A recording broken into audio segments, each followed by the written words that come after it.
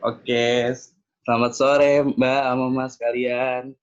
Sore, Sore. Oke, oke.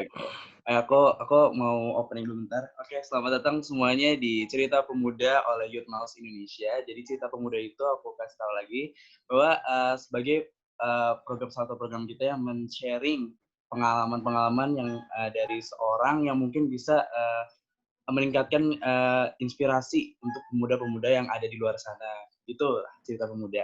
Sebenarnya perkenalin, nama aku Muhammad Masyuri Adi Nugroho, bisa disapa Masyuri. Aku sebagai marketing di Youth Mouse Indonesia dan akan menemani Mas dan Mbak sekalian selama waktu ke depan. Oke. Sekarang aku mau banget nih sebenarnya kenalan langsung sama Mbak Kaila sama Mas Maza sekalian. Oke, sebenarnya aku ke Mbak Kaila dulu ya. Halo Mbak Kaila. ya halo. Oh iya, jadi Mbak Kaila ini sekarang menjadi mahasiswa hubungan internasional di Universitas Gadjah Mada. Bener kan Mbak ya? Tuh. Oke, udah semester 7 juga. Keren banget Mbak Kaila. Oke, jadi si Mbak Kaila ini aku cek-cek datanya tuh bener-bener keren banget. Aku udah buka-buka juga, udah cari tahu dikit sama Mbak Kaila, itu keren banget.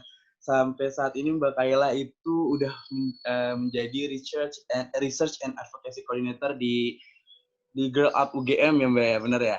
Terus setelah menjadi program project manager di MUN UGM, dan pernah menjadi staff intern di gedung DPR RI. Keren banget loh Mbak itu pengalamannya, nambah raih gitu.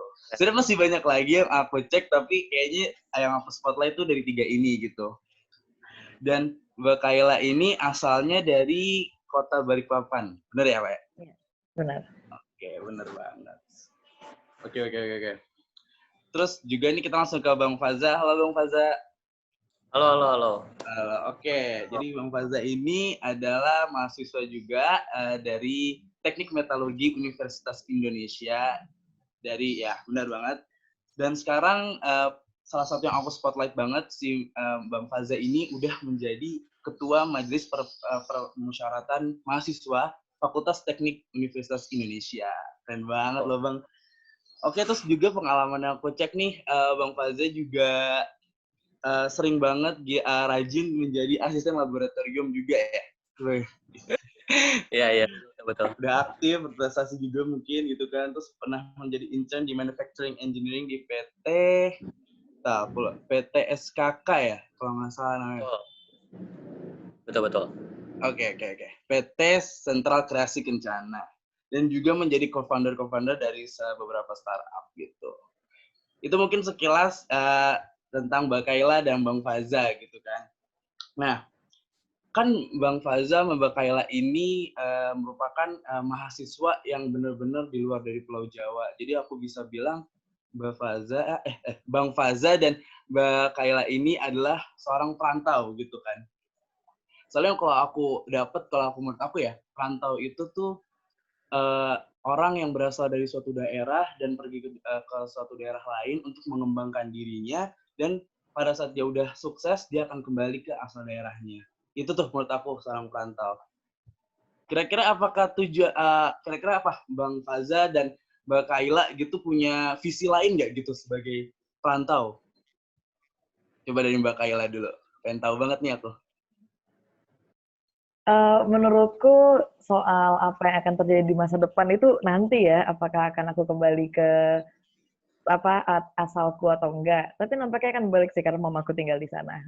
Iya, Cuma kurasa kayaknya fokusku tuh untuk saat ini masih cenderung lebih short term. Jadi emang keluar daerah untuk menuntut pendidikan, untuk mencari lingkungan baru, terus orang bisa sebut keluar dari zona nyaman ya. Jadi kalau menurutku fokusnya tuh di situ sih untuk saat ini. Oke, keren banget Mbak. Kalau Bang Faza gimana? Oke, gue salam dulu ya. Assalamualaikum warahmatullahi wabarakatuh. Salam sejahtera buat kita semua. Shalom, Om Swastiastu, Namo Buddhaya, salam kebajikan buat teman-teman pendengar semuanya. Kalian lagi, nama gue Faza Rafiki. Makasih banget nih Youth Mouse Indonesia udah ngundang gue untuk jadi pembicara di kesempatan kali ini. Sebenarnya untuk visi sih gue sampai sekarang, ini bahasnya gue lu nggak apa-apa kali ya, santai aja ya. Santai aja Mas, santai. Kebiasaan setelah di sini ya, santai aja berarti. Sebenarnya visi gue sih sampai sekarang ya pengennya sih pengen balik lagi ke daerah asal di Tenggarong, Kutai Kartanegara, Kalimantan Timur, di mana emang teman-teman gue juga sekarang lagi pada aktif untuk bikin komunitas mahasiswa Tenggarong yang berada di luar Pulau Jawa untuk memang targetnya narik-narikin lagi nih mereka yang balik kuliah di luar Jawa untuk balik lagi ke Tenggarong.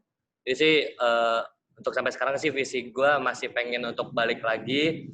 Cuma untuk short termnya juga sama, mungkin kayak Kayla masih pengen coba cara jatuhnya nyari ilmu dulu di luar, baru semua ilmunya gue bawa ke dalam, ke Tenggarong itu sendiri. Gitu sih untuk visi sampai sekarang. Berarti ini ada kesamaan nih antara Bang Faza sama Mbak Kayla, yaitu sama-sama dari Kalimantan Timur ya berarti ya? Betul. Nah, keren banget. Pas banget ya, bisa pas gitu ya, keren juga. Oke. Langsung nih, aku mau langsung ngulik ke lebih dalam soal Mbak Kayla sama Bang Faza. Nih, jadi kan selama 3 tahun udah berkuliah di UGM dan di UI gitu kan. Mbak Kayla sama Bang Faza ini kan udah ikut berbagai macam organisasi, aktivitas kampus, dan lain-lainnya nih. Kira-kira tuh perjalanannya dari setiap organisasi sama aktivitas itu gimana sih Bang Faza sama Mbak Kayla gitu? Coba dari Bang Faza, coba ceritain. Boleh banget. Sorry, tadi perjalanan dari awalnya ya? Iya, mungkin kayak semacam perjalanan di setiap organisasi itu gimana tantangannya, terus ya seperti lanjutannya kira-kira. Oke. Sebenarnya kalau misalkan pengalaman tuh bisa gue bilang tiap organisasi itu memiliki struggle-nya masing-masing ya. Dimana untuk sekarang sih gue lagi di lembaga legislatif ya. Kebetulan emang 3 tahun gue di MPM, di lembaga yang sama selama 3 tahun. Jadi tahun ketiga baru jadi ketua gitu kan. Terus sempat juga jadi ketua paguyuban UI Kaltimra, mahasiswa-mahasiswa Kaltim yang ada di UI. Sebenarnya struggle-nya kalau misalkan untuk yang pertama di legislatif sih perjalanannya tadi ya selama 3 tahun di legislatif ngerintis dulu dari mulai jadi bawahan dulu jadi staff gimana sih mungkin di tahun pertama lebih kayak ngelihat iklim kerjanya dulu nih kayak gimana apakah cukup pas sama gue atau enggak gitu karena sempat tadi yang gue bilang juga banyak ikut organisasi-organisasi lain juga ngelihat yang menurut gue cukup pas di mana organisasinya baru habis itu oke, menurut gue MPM ini pas baru akhirnya gue sampai sekarang masih di MPM FTUI. Cuman ya struggle-nya mungkin kayak misalkan untuk di lembaga legislatif tuh lo harus punya pemikiran yang cepat, punya inovasi-inovasi karena kan kita berhubungan sama pembuatan sistem ya. Sistem itu perlu diupdate secara dinamis dari tiap tahun ke tahun. Mungkin yang cukup sulit adalah itu. Terus juga kayak menerima aspirasi banyak orang dari berbagai kepala dan sebagainya. Ya, mungkin salah satu struggle-nya itu sih kayak lembaga legislatif lebih harus terbuka dan punya banyak inovasi aja sih.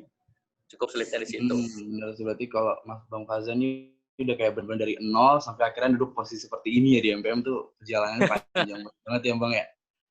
Parah sih. Keren. Dari bawah. Coba kalau Mbak Kayla gimana coba perjalanannya di setiap organisasi-organisasi yang udah diikutin gitu gimana? Mungkin organisasi yang pertama kali aku sentuh itu MUN Community ya. Jadi kan simulasi sidang PBB gitu. Waktu itu emang sih aku sejak SMA udah sering ikut debat bahasa Inggris, tapi sebenarnya bahasa Inggris itu nggak lancar-lancar banget sampai akhirnya barangkali juga karena kompetitornya waktu itu di Kaltim tuh nggak banyak ya.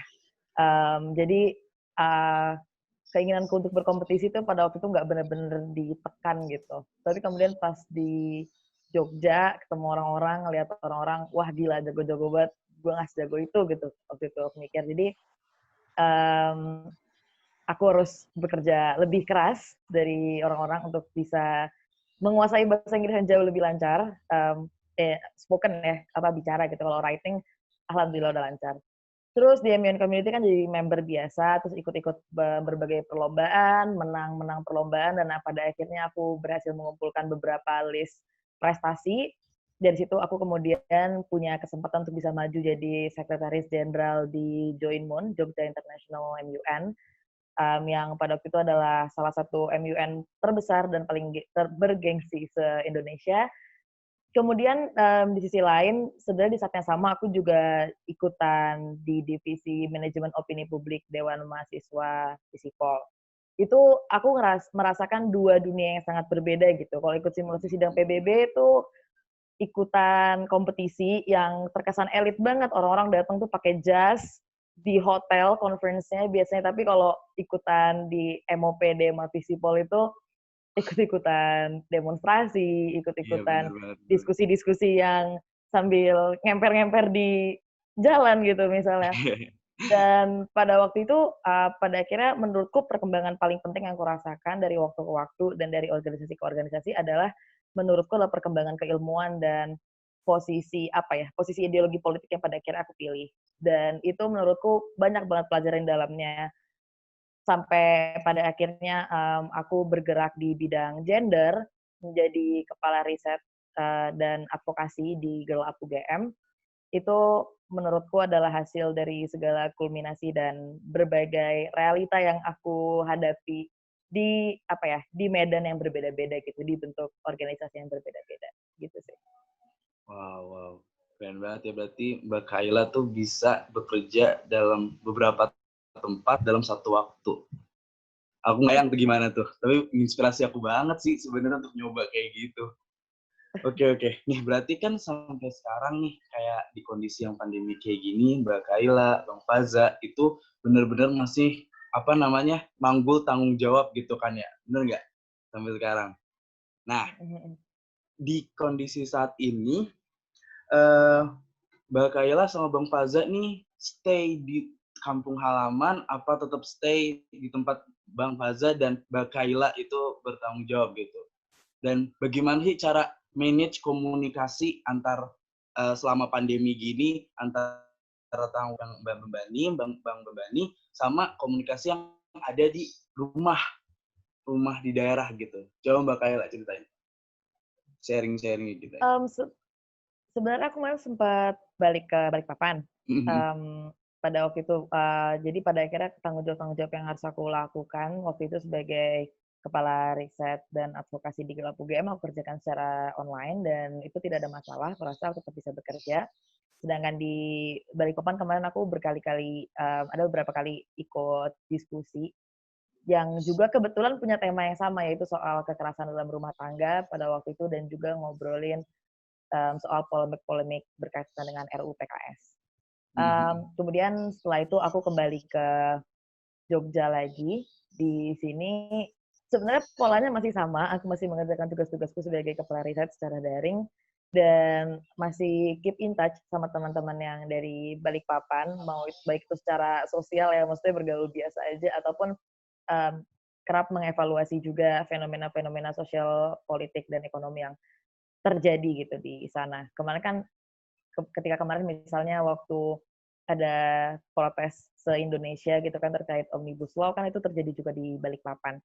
Benar. Aku sempat ngobrol-ngobrol juga sama teman-teman yang di sana soal nanyain gimana kira-kira keberlangsungan di sana, terus habis itu apakah pembentukan wacana dan diskusi di sana tuh lancar-lancar aja misalnya. Jadi sebenarnya yang aku lakukan ya cuma keep in touch aja sih dan tetap tetap ikutan membangun wacana keilmuan gitu di sana walaupun nggak sesignifikan itu barangkali. Oke. Berarti tetap keep in touch ya antara pokoknya apapun yang terjadi tetap selalu berkomunikasi sama kedua tempat dengan baik ya Mbak ya. Benar banget. Oke. Gimana Bang Faza? Kalau Bang Faza sendiri gimana tuh? Antara apakah stay di Depok, apakah di sana, terus bagaimana cara komunikasinya? Oke.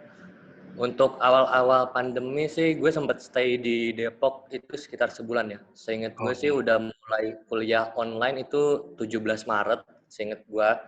Baru Aprilnya tuh gue balik ke Tenggarong, Kalimantan Timur, sampai bulan Agustus awal. Soalnya pada saat gue balik di Kaltim,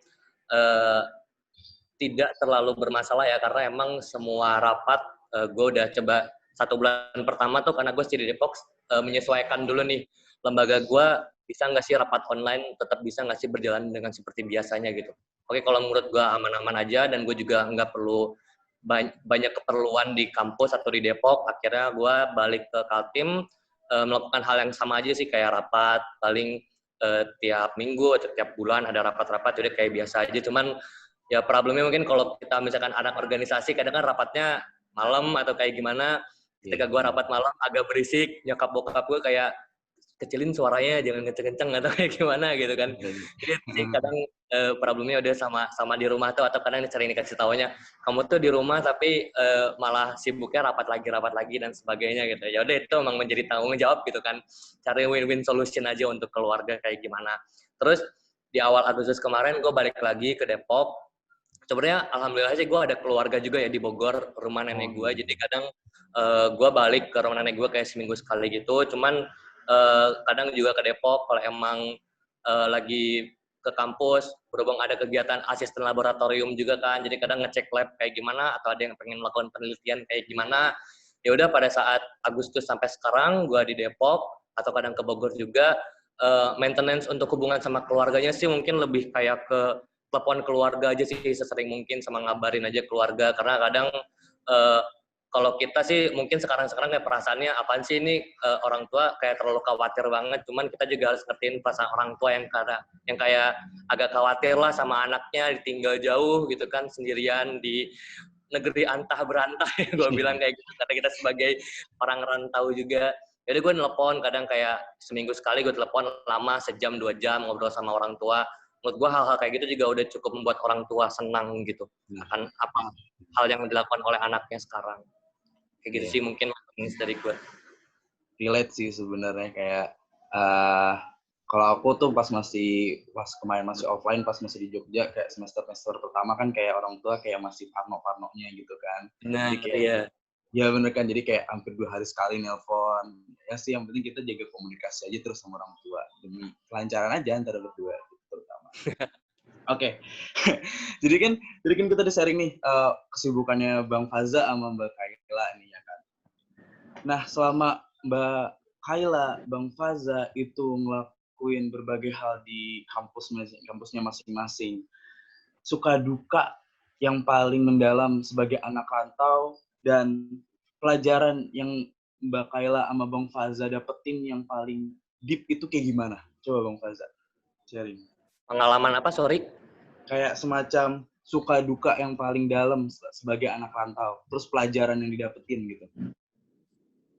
Oke, gue mulai dari sukanya dulu ya. Sukanya adalah gue melihat banyak hal baru yang nggak gue temuin di Tenggarong, Kalimantan Timur. Mungkin ini untuk semua anak rantau, gue yakin semuanya akan melihat hal ini gitu. Kayak, kok di gue tuh biasanya nggak kayak gini loh di Tenggarong, kenapa orang-orang di sini kayak gini ya, atau kayak gimana gitu.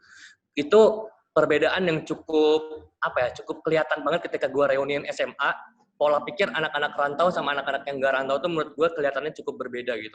Orang-orang yang anak rantau tuh kayak mindset-nya tuh benar-benar bisa melihat perbedaan atau kayak gimana gitu. Kadang ya misalkan ya udahlah di Jakarta misalkan kayak orang ngerokok atau kayak gimana biasa aja. Cuman kalau orang-orang yang ngerantau tuh kayak masih ngeliatnya ini orangnya orang-orang yang jelek pergaulannya atau kayak gimana gitu. Padahal kita di Jakarta ya udah kayak biasa aja. Mungkin mindset yang kayak gitu buat gue cukup beruntung untuk keluar dari kota gue, karena gue bisa melihat hal-hal yang cukup berbeda sehingga mengubah mindset gue untuk tidak menjadi mindset yang tradisional dan kultural gitu. Gue bisa melihat banyak kultural yang memang berbeda dengan apa yang gue bisa lakukan sebelumnya. Itu cukup berpengaruh terhadap pola pikir gue yang sekarang. Terus untuk dukanya mungkin yang pertama, kadang gue tuh kangen banget gitu untuk ngomong bahasa gue, tapi di Jakarta nggak ada temen untuk ngomong bahasa Tenggarong gitu ya, bahasa Kutai gitu ya. Mirip-mirip nih kadang sama bahasa Balikpapan juga. Nggak ada teman untuk lawan bicaranya gitu. Kadang kangen juga sama teman-teman. Karena kan kebetulan dari gue juga orang yang pertama kali dari SMA gue untuk masuk UI gitu kan. Jadi agak gimana ya, nggak punya teman sama sekali awalnya gitu. Kalau teman-teman yang lain tuh kayak paling ada 1 atau 2 orang, atau ya mungkin yang di Samarinda banyak banget gitu kan teman-teman yang kuliah di Samarinda. Jadi masih merasakan unsur-unsur pada saat SMA tuh kayak gimana. Dan gue tuh benar-benar hal yang cukup berbalik gitu, dari SMA ke kuliah benar-benar hal yang cukup jauh. Jadi ya itu benar-benar sebuah duka, tapi gue harus melaksanakan ini dengan semaksimal mungkin. Ini kayak gitu sih. Coba itu di satu sisi juga menjadi suka gue, karena gue terdorong untuk berkenalan dengan orang yang baru, mengetahui kultur orang yang baru di Jakarta kayak gimana, ngobrol-ngobrol sama orang baru, akhirnya gue mendapatkan relasi yang baru juga gitu. Nggak cuman teman-teman SMA gue doang, tapi gue kenal anak Jakarta yang ternyata bokapnya punya perusahaan yang nanti gue bisa kerja di sana atau sebagainya gitu. Itu menurut gue salah satu keuntungan yang cukup bagus gitu ketika di rantau. Banyak hal yang tadi nggak lu ketahui dan lu jadi tahu, dan itu berbeda dengan orang-orang yang tidak merantau. Bagi gue itu sih. Networking nomor 1, bener banget. Itu Dapat networking working, lebih bro. luas. Oke, coba Mbak Kayla, sharingnya boleh banget. Sukanya adalah aku inget banget pertama kali ketika aku nyampe Jogja tuh, hal yang benar-benar bikin aku, wah gila, bener banget nih tempat buat kuliah adalah ketika aku menyadari bahwa ada banyak sekali buku yang pengen aku baca yang gak aku temukan di perpustakaan di Balikpapan, dan termasuk di toko-toko di Balikpapan. Kan Jogja nih banyak banget ya toko-toko buku-buku yang, tau gak sih, buku-buku KW-KW gitu yang harga-harganya Tahu 20.000, aku, kertasnya tahu. burem banget itu. Cuma kan, Iya, tahu seenggaknya aku. kan seenggaknya kan judul yang dicari ada kan. Nah, tapi kan di Iya. Balikpapan tuh itu nggak ada. Itu menurutku menyenangkan banget. Nah, kemudian dari perkara buku itu aku kemudian menyadari bagaimana ketimpangan apa ya, ketersediaan diskusi intelektual gitu itu kurang, dan itu sebenarnya juga bukannya aku bilang orang Balikpapan jadi bodoh-bodoh, enggak, tapi aku semakin jadi kayak menyadari bahwa ketimpangan pembangunan di Indonesia ini real banget, gila. Padahal Balikpapan itu hitungannya kan kota ya, dan dia Ya, adalah salah satu kota yang maju lah di Kalimantan Timur. Malah menurutku lebih bagus Balikpapan daripada Samarinda. Nah, tapi ternyata ada banyak hal yang masih kurang juga gitu loh, yang nggak ada di Balikpapan dan kutemukan di Jogja, dan itu menyenangkan banget buatku. Terus ya tadi karena pada akhirnya aku kuliah di UGM, kalau orang suka bilang UGM adalah miniatur Indonesia gitu, ya aku sangsi sih itu benar atau enggak, tapi aku ketemu banyak sekali orang, ya hal-hal baru, hal-hal yang tadinya aku kira itu misalnya sulit didapatkan atau nggak pernah kupikirkan, bahkan itu banyak kutemukan di Jogja gitu. Dukanya adalah kan tiket ke Balikpapan itu mahal ya, seringkali mahal. Terus apalagi kalau misalnya lagi liburan high season tuh jadi nggak bisa pulang. Nah itu menurutku seringkali itu dukanya di sih. situ. Atau long weekend gitu. Long weekend tuh teman-temanku yang tinggalnya di Bandung, Semarang, Iya. Solo, Jakarta, Surabaya, ya tinggal naik kereta pulang kan. Iya, bener banget. Nah makanya kayak bayangin kalau sekarang kita lagi masuk kuliah tuh, terus abis itu ada long weekend kayak kemarin yang mulainya dari Iya. Rabu, itu pasti pada pulang. Nah, sedangkan kayak aku kan terus harus diem-diem aja di sini, Iya. nggak worth it kan ngeluarin sekian juta untuk pergi ke Kalimantan dan balik lagi untuk waktu yang sangat sebentar. Itu sih dukanya menurutku. Oke. Emang sih kalau kayak gitu emang suka dukanya juga ada. Kayak Mbak Kayla, aku juga kadang tuh kayak enak banget ya ngelihat yang rumahnya kayak cuma di Magelang tuh setiap Sabtu pasti pulang gitu. Parah sih. Oke. Terus sekarang nih sebagai Mbak Kayla, sebagai anak rantau nih, untuk anak rantau yang lain penting nggak sih ikut aktif di kampus, aktif berorganisasi gitu? Penting banget ya menurut Mbak Kayla? Coba. Menurutku penting nggak penting itu lagi-lagi adalah semuanya tuh balik ke prioritas kalian. Maksudnya kayak apa sih yang pengen kalian capai ketika kalian berkuliah gitu. Setiap pilihan untuk kuliah itu kan pasti didasari oleh tujuan-tujuan yang berbeda-beda buat setiap orang. Tapi kalau menurutku aktif di kampus tuh ya seize the moment lah, seize the chance, seize the opportunity. Kayak mumpung kamu lagi di tempat yang bukan rumahmu, yang jauh dari tempat tinggalmu, ya kenapa nggak manfaatin gitu. Maksudnya untuk hal-hal yang konstruktif ya, untuk pertumbuhanmu sebagai mahasiswa, sebagai orang gitu. Kenapa nggak manfaatin apa yang ada di depan matamu gitu, daripada nanti misalnya udah lulus kuliah, kan nggak tahu tuh mau kemana. Dan kalau udah lulus kuliah mah, aku sangsi sih kita akan punya waktu untuk explore dan membuat kesalahan-kesalahan gitu, misalnya kan gara-gara harus kerja misalnya. Jadi ya udah, pakailah kesempatan ini untuk mencari apa yang tadinya kalian nggak tahu, mencari yang nggak ada di tempat kalian. Karena kesempatan nggak datang 2 kali. Oke, kalau Bang Faza sendiri gimana? Kalau untuk anak rantau gitu. Mungkin kurang lebih ya sama Kayla ya, kita nge-explore hal-hal diri yang belum kita dapat, karena bagi gue sih merantau lebih ke mencari jati diri lu yang sebenarnya tuh seperti apa gitu. Karena yang tadi gue bilang juga di awal, lu akan menemukan banyak hal yang berbeda, dan disitulah hal-hal untuk yang harus lu filter dan masuk ke diri lu. Pentingkah untuk ikut organisasi untuk anak rantau? Menurut gue sangat penting. Ini gue sampai 4 kali sangat ya, karena banyak hal yang bisa lu dapatkan selain misalkan ilmu pengetahuan, itu juga kayak relasi gitu. Karena kan kita kan beberapa orang banyak, misalkan kalau kayak gue datang sendiri ke Jakarta tanpa ada temen siapapun, otomatis di situ gue harus nge-push diri gue untuk dapat temen lah istilahnya, atau dapat kenalan dulu lah istilahnya ya, biar gue apa-apa nih kalau ada Jakarta, kalau ada apa-apa adalah yang bantu atau adalah yang nolongin atau kayak gimana gitu. Karena kan itu ya tadi ya problemnya anak-anak rantau tuh kadang sendiri di kampus atau di Jakarta atau kayak gimana gitu. Itu mungkin yang pentingnya tuh di situ, itu yang pertama untuk relasi. Terus yang kedua, tadi yang gue bilang juga di awal, kalau kita tuh akan menemukan banyak hal yang berbeda gitu, dan itu yang gue temukan di ketika gue ikut di organisasi gitu. Gue bertemu dengan banyak orang-orang yang punya pemikiran yang berbeda, benar-benar kayak gue di Kaltim pemikiran orang-orangnya tuh ya udah, gue bukan dalam tanda kutip gue tidak merendahkan orang-orang atau kayak gimana ya, tapi pola pikir orang-orang tuh lebih dinamis aja gitu ketika gue ikut organisasi yang ada di sini gitu, lebih bermacam, lebih beragam, lebih banyak yang kritis, lebih banyak orang-orang yang ilmu pengetahuannya di atas gue gitu. Kayak kadang gue ketika di Kaltim gue udah merasa gue hebat, tapi ternyata ketika gue di Jakarta gue nggak ada apa-apanya gitu ketika diskusi sama orang lain. Masih banyak hal yang perlu gue explore. Bener tadi kata Kayla, kesempatan untuk berorganisasi itu kenapa kita nggak ambil aja gitu yang ada di depan mata kita. Justru itu tuh hal yang yang akan membuat lu tuh berbeda gitu daripada orang-orang yang lainnya. Ketika lu ikut berorganisasi, itu yang menjadi pembeda lu dengan orang-orang yang tidak merantau, atau mungkin merantau tapi nggak ikut organisasi apapun.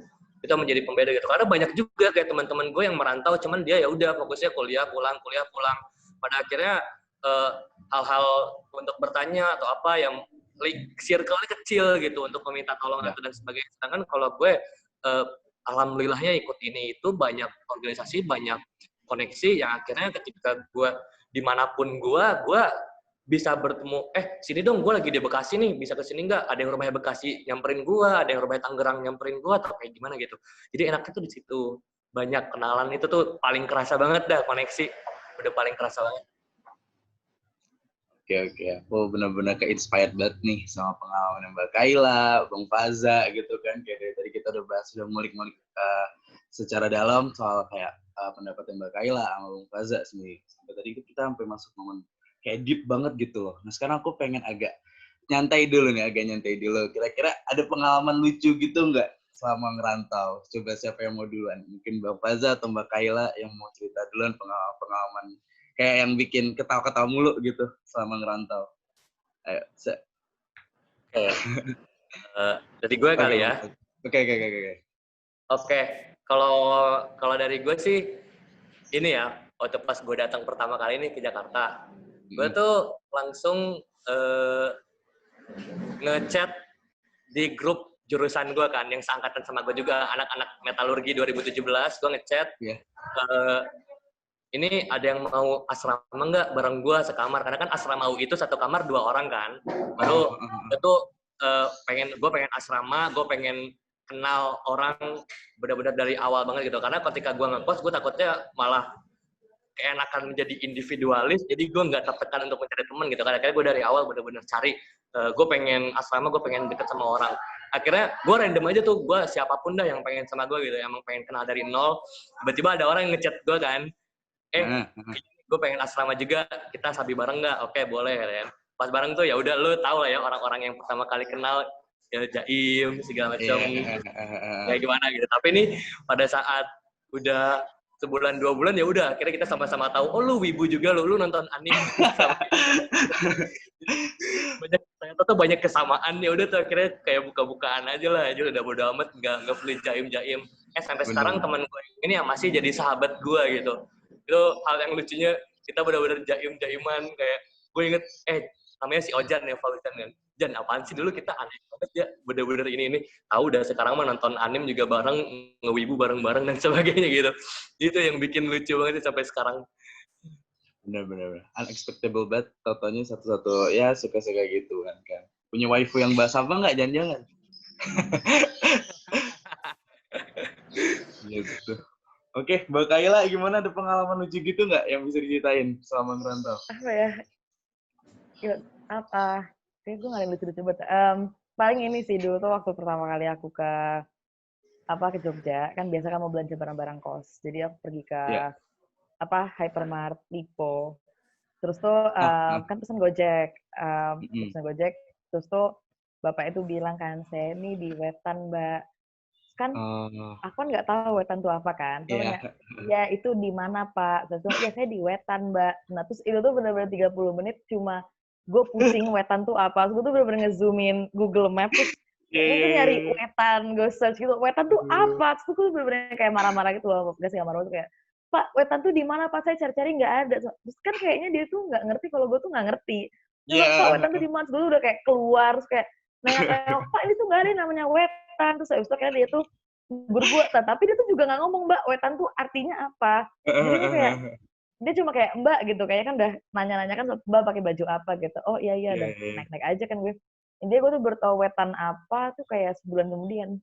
Jadi tuh kayak rasa bersalah banget sama bapaknya, tapi gue nggak punya kesempatan untuk meminta maaf. Ngalor ngidul pelabem ya emang kalau pertama kali Iya, di Jogja. makanya. Ngalor ngidul pelabem. Oke, oke, boleh banget. Aduh, udah panjang banget tadi perbincangan kita sampai dari yang serius sampai kayak santai gini nih.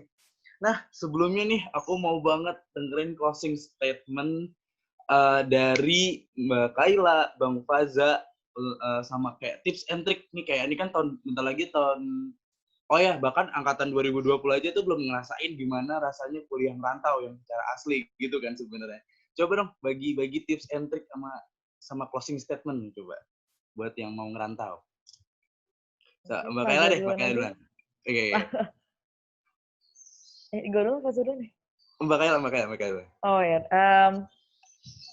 apa ya, closing statement. Pokoknya kalau dari aku sendiri sebenarnya ketika kamu memilih merantau, berarti kan kamu seharusnya sudah siap dengan berbagai konsekuensi yang akan kamu hadapi. Dan menurutku, kalau aku sendiri, menjadi aktif atau enggak itu sepenuhnya pilihan. Karena aku menyadari ada banyak sekali orang yang datang jauh-jauh untuk merantau tuh karena dengan banyak sekali keterbatasan yang dia miliki. Misalnya, terutama yang dapat beasiswa daerah gitu misalnya. Pasti seringkali mereka merasa ketika mereka nggak fokus kepada kuliahnya, berarti kan mereka menyanyiakan kesempatan itu kan. Dan menurutku itu sangat bisa dimengerti. Jadi, apalagi untuk yang sekarang misalnya tengah merantau atau hendak merantau, tapi memiliki keterbatasan-keterbatasan itu, jangan berkecil hati kalau kamu nggak bisa aktif di mana-mana sebagaimana sebagian orang. Untuk bisa aktif itu privilege kok. Jadi ketika kamu nggak bisa, nggak masalah. Menurutku, dimanapun kamu berada, selalu lakuin yang terbaik aja dengan apa yang kamu punya. Itu menurutku yang paling penting sih. Kayak kalau misalnya aku merasa alhamdulillah keluargaku bisa mencukupi aku meskipun dengan keterbatasannya, ya maka aku menggunakan kesempatan itu gitu loh. Tapi untuk semua orang, ya to each their own, dengan segala kemampuan yang kalian punya, maksimalin aja. Dan jangan pernah berkecil hati dengan orang di sekitar kalian yang kalian rasa lebih, yang kalian rasa, wah dia udah ngelakuin ini itu, gue cuma satu organisasi. Ya jangan berkecil hati selama kamu udah memberikan effort kamu yang terbaik, memberikan performamu yang terbaik untuk apa yang kamu jalanin. Menurutku orang yang kayak gitu, dimanapun dia ditempatkan, pasti jadi kok. Tips and triknya adalah, kalau aku sebenarnya setuju sama Fazal soal tadi cari temen. Kalau bisa selalu punya temen lah.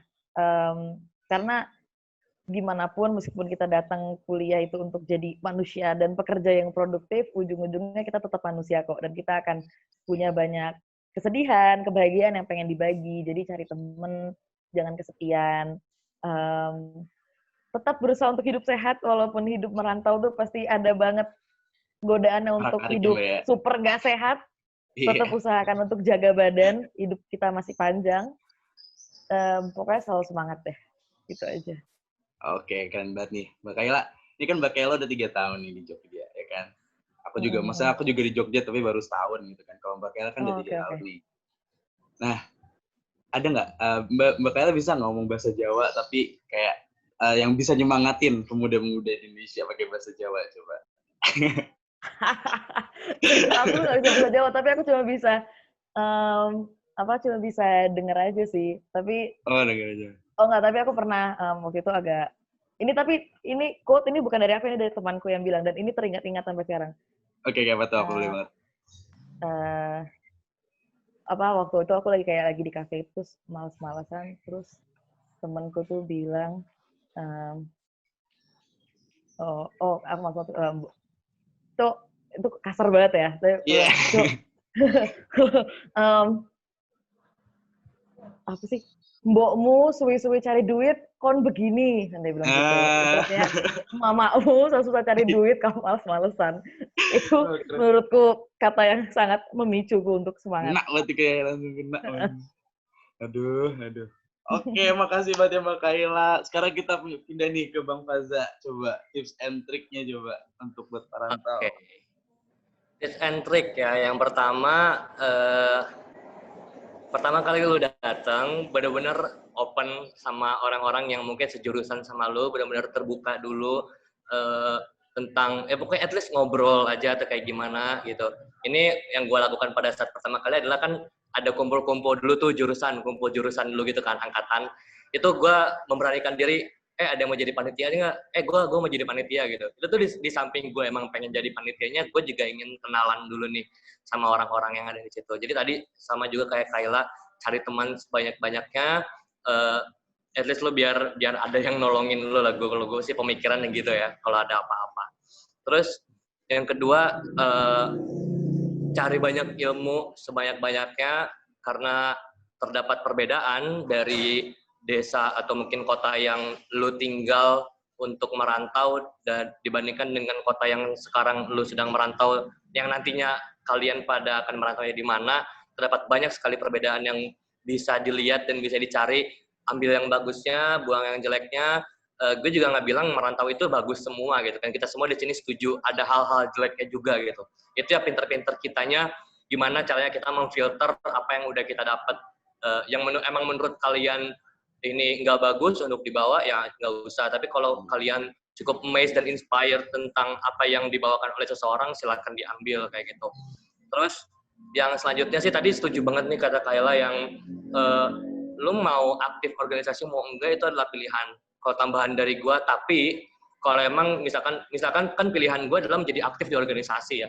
Kalau emang dari pilihan lu enggak menjadi aktif, lu maksimalkan di apa yang lu jadikan pilihan. Kalau misalkan lu aktif di akademis, lu benar-benar ada penelitian, ikut lomba, ikut ini, ikut itu gitu. Karena opportunities tuh bukan ditunggu. Kalau bagi gue, opportunities itu dicari, opportunities itu di-create, opportunities itu dibentuk gitu. Banyak banget lomba-lomba yang ada di tingkat universitas gitu. Nggak kayak kita SMA dulu, lomba ditunjuk sama guru. Nih ada yang mau lomba ini nggak? Siapa? Gue udah percaya nih sama anak murid ini, lu yang maju. Tapi di situ kita tuh benar-benar inisiatif banget. Ada lomba debate apa, ada lomba penelitian apa, lomba PKM, kalau kita ya di kuliah PKM, karya tulis ilmiahnya, dan sebagainya gitu. Itu tuh banyak banget opportunities-nya gitu. Ketika emang lu meniatkan diri untuk tidak aktif di organisasi, maksimalkan emang di akademis lu gitu. Manfaatkan sebaik-baik mungkin. Cari pengalaman yang emang bisa sebanding dengan orang-orang yang berorganisasi. Tapi kalau emang lu di organisasi, maksimalkan juga di organisasinya gitu. Jangan sampai lu setengah-setengah lah ngejalanin sesuatu ya. Kalau gue sih nggak suka ya orang-orang yang ngejalanin sesuatu setengah-setengah, kayak ya udahlah at least gue pernah ikut ini, pernah ikut itu. Kalau gue sih lebih kayak gue ikut ini karena emang gue ingin mencari sesuatu, gue senang dengan akan hal ini, gue senang melakukan ini, gue pengen dapet ini. Jadi punya tujuan yang sangat-sangat jelas gitu. Ketika kita punya tujuan yang sangat jelas, ya udah kita menjalani organisasi itu tuh dengan hati gitu. Kadang orang-orang tuh sering nanya kayak, Za, gimana sih cara lu berorganisasi menggunakan hati gitu. Karena ya udah, kalau gue sih menjalaninya apa yang emang gue targetin, gue kejar bener-bener. Terus apa ya, ini closing statement ya. Closing statement mungkin untuk teman-teman yang ingin merantau, nanti kalau udah merantau jangan lupa hubungin orang tua. Itu pesan pertama gue. Orang tua bener-bener khawatir banget sama anaknya. Gue yakin banget itu tidak ada orang tua yang tidak khawatir dengan anaknya. Gue yakin ketika lu udah dipercaya di kota orang untuk dilepas sama orang tua lu, orang tua juga percaya untuk tetap ngabarin gue dong, atau at least lu nelfon gue dong berapa hari sekali kayak, atau ngabarin dan sebagainya. Itu menurut gue cukup penting. Yang kedua, difilter lagi kalau emang ngerantau, yang bagus yang mana, yang jelek yang mana. Terus yang ketiga, pilihlah tempat yang memang menurut lu cocok di situ. Dan juga lu tadi yang benar kata Kaila, jangan minder, jangan apa, karena ini quotes gue terakhir, Tuhan tidak memanggil orang-orang yang mampu, tapi Tuhan memampukan orang-orang yang terpanggil. Itu aja mungkin. sekarang buat Bang Faza. Coba dong, kalau tadi kan Mbak Kaila pakai bahasa daerahnya tempat kuliah. Sekarang kalau Bang Faza pakai bahasa Tenggarong, ngomong semangatin buat orang-orang yang mau ngerantau. Coba. Apa ya? Tapi bahasa Tenggarong tuh agak-agak mirip sama bahasa Indonesia, cuman ya gue coba ya. Coba. Semangat untuk etam galanya, mun awak keluar ke rantau kemana kah, jangan lupa yo balik lagi kan dia ke Kaltim nih, karena etam ini putra Tenggarong, putra daerah, etam dia yang harus bumi etam. Oke, keren banget. Oke. Ini kayaknya kita udah di ujung acara, tapi sumpah aku benar-benar kayak inspired banget sama Bang Faza, sama Mbak Kaila, sama 48 menit terakhir. Semoga nanti setelah ini nanti udah di up ke podcastnya Youth Mouse Indonesia, benar-benar bisa nggak cuma nge-inspire aku dan teman-teman yang di sini, tapi juga seluruh Indonesia bisa kayak inspired sama Mbak Kaila, sama Bang Faza. Terutama nih yang bagi mau ngerantau, benar-benar mau ngerantau yang masih ragu gitu. Keren banget. Oke, aku langsung aja. Terima kasih banget buat Mbak Kaila dari Universitas Gadjah Mada dan Bang Faza dari Universitas Indonesia atas kesempatannya hari ini dan partisipasinya hari ini. Semoga kedepannya makin baik, sehat selalu. Oke, aku Muhammad Masyari Nugroho dari Marketing Youth Mouse Indonesia, cerita pemuda episode pertama. Aku tutup. Terima kasih. Wassalamualaikum warahmatullahi wabarakatuh. Waalaikumsalam warahmatullahi wabarakatuh. Oke.